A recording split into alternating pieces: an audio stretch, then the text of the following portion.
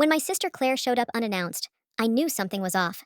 She didn't even sit down before blurting out that she and her husband wanted to move into my house. I told her no. This was my place. I worked years to buy it. And it wasn't my fault she kept having children while still living under mom and dad's roof.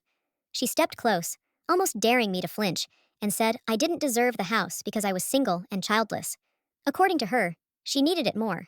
Growing up, Claire was always the favorite. She never had to fight for anything. Our parents gave her what she wanted, no matter the cost to me. If she cried, they caved.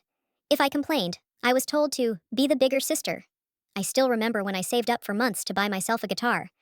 The moment Claire said she wanted it, our parents told me to share, then eventually handed it over to her completely. On my 16th birthday, I wanted to go out with friends.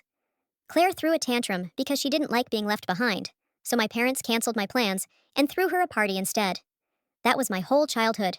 Her wants were treated as needs, and my needs were treated as selfishness. And now, standing in my own living room, she was trying to do it again.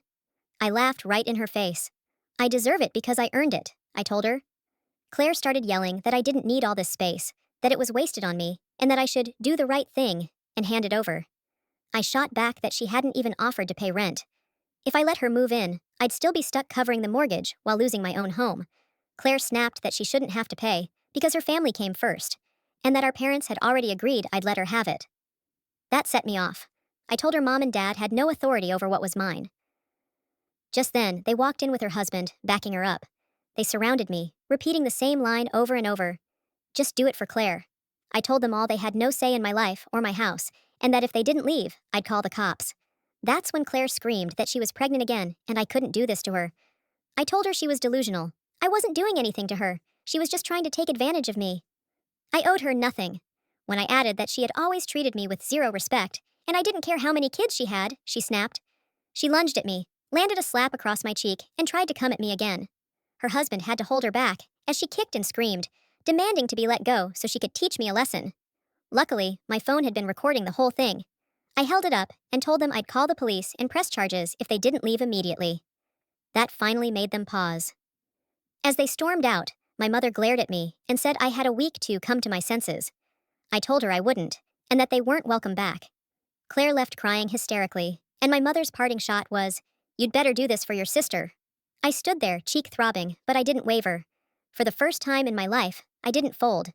Every memory of giving into Claire, every toy, every birthday, every stolen moment of peace flashed through my mind. And I knew this was the moment it ended. I opened the door wider and shouted after them, "I'm done sacrificing my life so Claire can live hers. If you ever step foot in this house again without my permission, the police will meet you at the door." The hallway went silent. My mother turned pale, and even Claire stopped crying for a second. Then they left without another word.